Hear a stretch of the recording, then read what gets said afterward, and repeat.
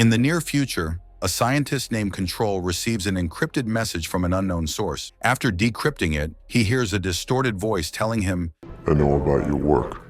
that it knows about his work. Control leans in closer because his research has been highly secret. The voice adds that the authorities have turned their backs on him. Then, the voice reveals that it has a plan to help make his project a reality. Control asks why it would do this. The voice replies that his work is the only thing powerful enough to save them from what is coming, the end. Next, the news reports on a possible global catastrophe. A professor named Michael explains that a high-mass star has collapsed, causing its core to be crushed into a black hole. This black hole is consuming the star too quickly, releasing excess energy back into space as two narrow beams of intense radiation. This phenomenon, known as a gamma-ray burst, is highly dangerous. Unfortunately, one of these beams is heading directly toward Earth. Later, Control continues communicating with the mysterious voice. The voice tells him they need a test subject for his experiment. The ideal candidate must be psychologically unstable. They begin searching through profiles of people worldwide. After many failed attempts, they finally find a perfect match, Joe.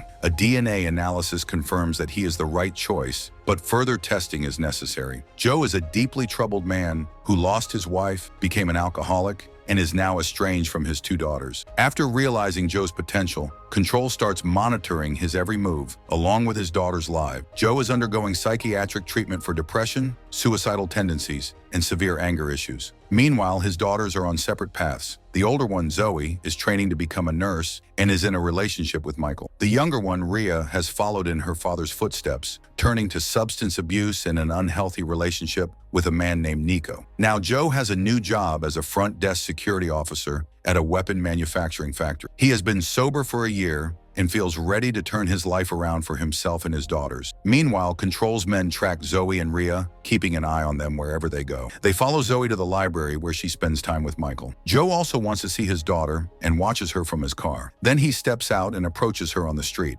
Zoe is not happy to see him, but Joe tells her he has been sober for a year and hands her a present. Zoe tries to walk away, but Joe insists on meeting again. Michael steps in, telling Joe that he is embarrassing her. In a fit of anger, Joe punches Michael in the face. Zoe storms off with Michael, telling Joe that he will never change. That night, Joe calls Rhea, but she does not answer. Then he sits in his car, smoking a cigarette, and remembers the moment his wife was about to die from cancer. Just then, a man appears behind the car. Before Joe can react, the man knocks him out and puts a bag over his head. He drags Joe out of the car and takes him away. Next, Joe is taken to an unknown location where a chip is implanted into his optic nerve. After the procedure, they dump him back in his neighborhood. In the morning, Joe wakes up to a high-pitched sound ringing in his ears. He is confused and disoriented. Then Control begins speaking to him, reminding him of his past. He tells Joe that after his wife died, he reached out to God, but no one answered. Control says that Joe has always wanted someone to tell him what to do, then shows him a video of himself admitting it. Next, Control leads Joe to a briefcase containing a gun. He then speaks to Joe,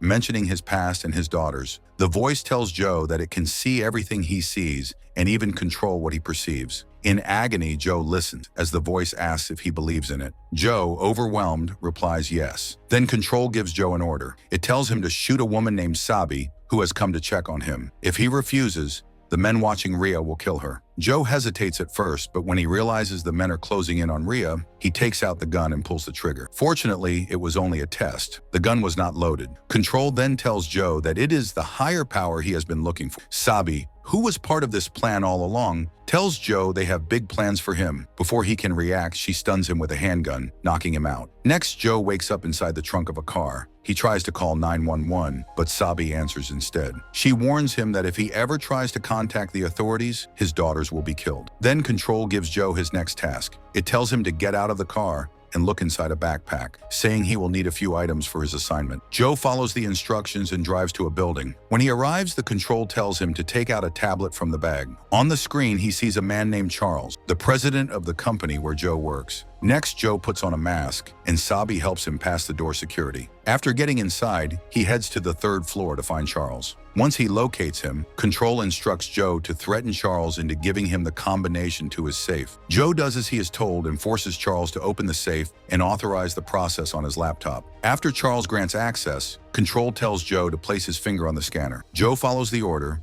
and the computer detects a match, surprising both Control and Charles. Then Joe copies all of Charles's work and sends it to Control. After that, Control orders Joe to kill Charles, but he refuses. As they argue, Charles seizes the opportunity to strike Joe and grab the gun. Joe, desperate to save himself, removes his mask and reveals his identity. He pleads with Charles not to shoot him. Next, Joe explains that someone has been talking to him inside his head. Charles realizes Joe has an optic implant and is shocked to learn that he is the match. Charles recognizes Control and reveals that he abandoned the program because it was too dangerous. However, before they can continue talking, a drone controlled by Control kills Charles. Then Control orders Joe to take Charles's thumb as they need it for authorization. With no other option, Joe obeys. Next, Joe returns to the building where he works and puts on a gas mask as instructed. Meanwhile, drones infiltrate the air vents and release an undetectable chemical, knocking out all the workers. Control justifies the deaths, claiming that their mission is more important than a few lives. Joe then rushes to the main control facility and uploads the stolen program. He uses Charles's thumb to authorize it, successfully linking to the system. After that, Control tells him to enter a chamber and flip the switch if he wants his daughters to live. Joe hesitates but ultimately steps inside the chamber. Suddenly, the door locks automatically. The chamber is actually a reactor that activates as soon as it detects Joe's presence. High-pitched noises fill the space as subatomic particles flood into his body. Joe screams, begging Control to stop, but Control tells him this is necessary because it is in his DNA.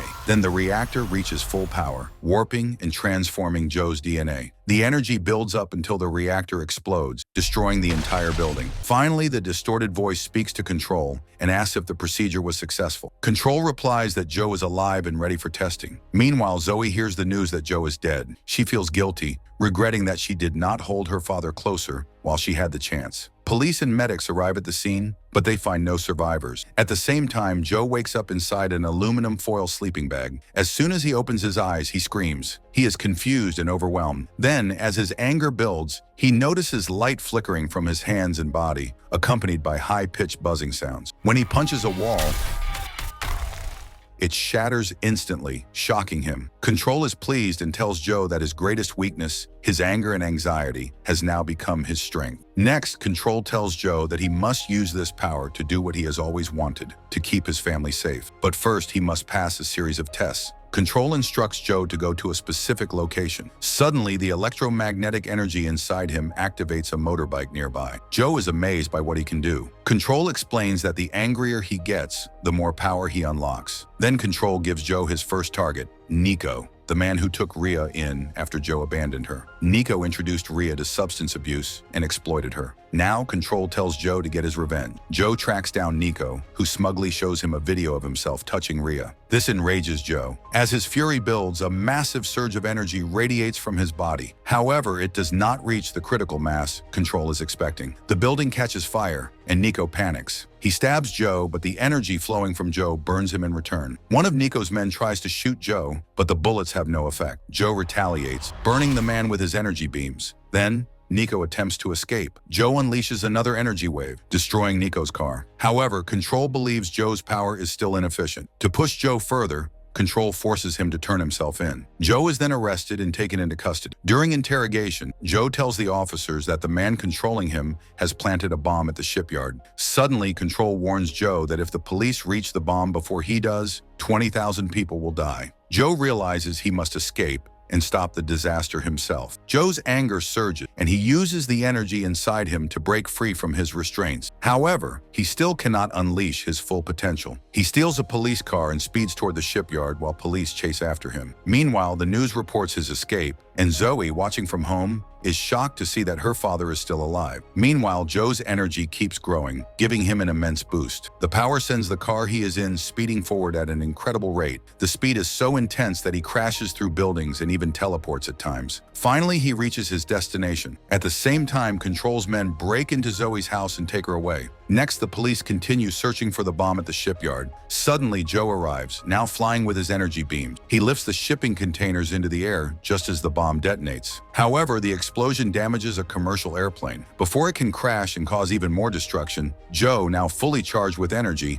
rushes to the scene. He uses a beam of light to redirect the plane, guiding it away from an oncoming train and safely landing it on a building. Joe is stunned by what he has just done, but Control initiates the final phase of his plan. Now Joe is completely out of Control's grasp. He tracks down the location where Zoe and Michael are being held. Bursting in, he eliminates Control's men one by one. Finally, he reaches Zoe and embraces her. Then, the shocking truth is revealed. The distorted voice behind Control, the mastermind behind everything, has been Michael all along. Meanwhile, the gamma ray burst speeds toward Earth at an even faster rate. Michael does something unthinkable to push Joe to his full potential. He shoots Zoe. In an instant, Joe unleashes his fury, killing Michael on the spot. He then holds Zoe in his arms as she dies. Then, Control's men find Rhea. Before Joe can do anything, they execute her with a shot to the head. Control makes sure Joe sees everything. This final tragedy triggers a transformation. Overcome with rage and grief, Joe ascends beyond his physical form. He turns into pure energy,